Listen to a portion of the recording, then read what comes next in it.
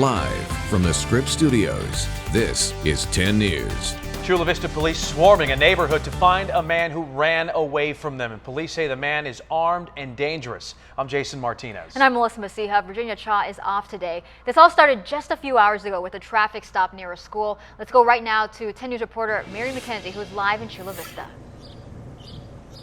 So one man got away from police this morning. Another one is in custody. Police were actually serving a search warrant here at this house on East Ranstra Street when the two men took off. Now, I want to go ahead and show you. Police are still here outside the home, keeping an eye on things.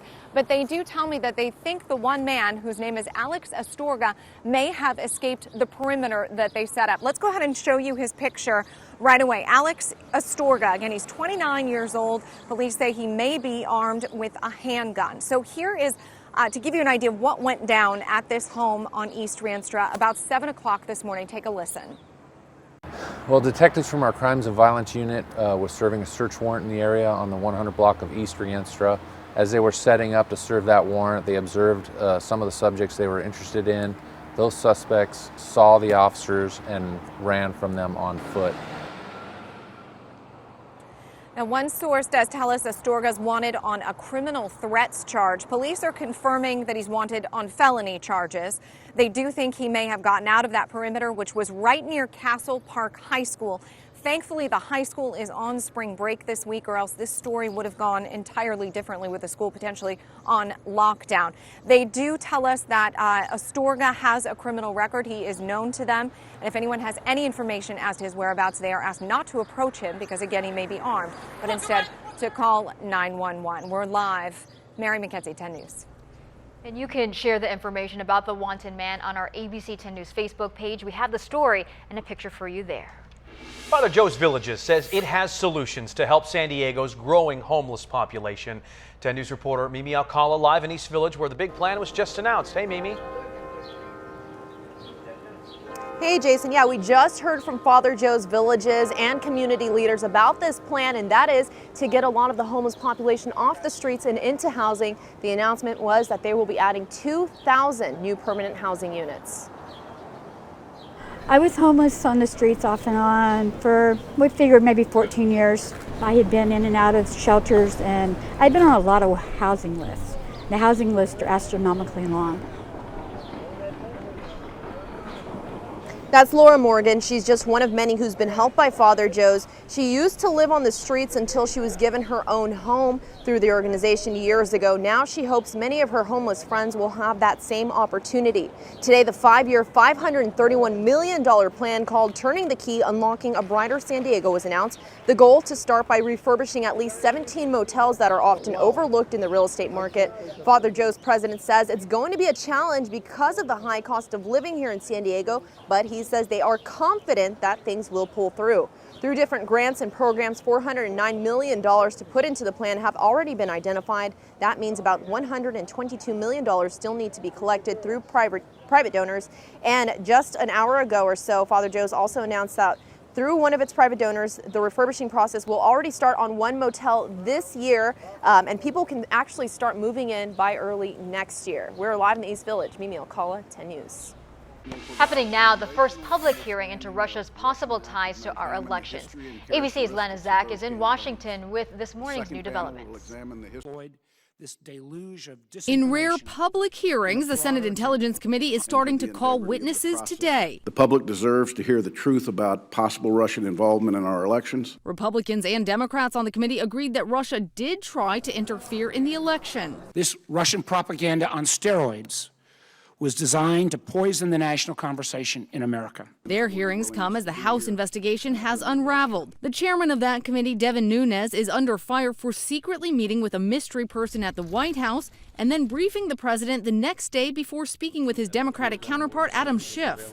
Meanwhile, the president is looking for a new way forward on health care. Will it include Democrats? Speaker of the House Paul Ryan on CBS this morning. I know that he wants to get things done with the Republican Congress, but if this Republican Congress allows the perfect to be the enemy of the good, I worry will push the president into working with Democrats. A Twitter war ensued. Ryan's comments criticized by fellow Republican Bob Corker, who tweeted, "We have come a long way in our country when the speaker of one party urges a president not to work with the other party to solve a problem." And the president himself warned Republicans, tweeting, "The Freedom Caucus will hurt the entire Republican agenda if they don't get on the team and fast. We must fight them and Dems in 2018. The Twitter war continues. Republican Freedom Caucus member Justin Amash tweeting back, "It didn't take long for the swamp to drain Donald Trump. No shame, Mr. President." Lana Zach, ABC News, Washington. Happening now in the 10 News Live Center. All lanes were shut down earlier this morning on the 15 freeway as you make your way into Las Vegas, but they just reopened. Take a look at the video that we have from earlier this morning. You can see that big rig. Looks like it was a big rig along with several cars that actually caught on fire on the northbound side of the 15 right at Stoddard Wells Road. So again, the good news, it's open now, but that backup was so heavy earlier this morning. They were able to open up one of the lanes 2 hours later, and then again just recently opened up those lanes. So if you're going to head to Vegas now, you're in luck. In the Live Center, I'm Kalina Estrinos. Back to you guys. All right, Kalina, thank you. Breaking news update. A crash that had commuters driving over broken glass is cleared off the 805. We brought you this live on 10 News this morning.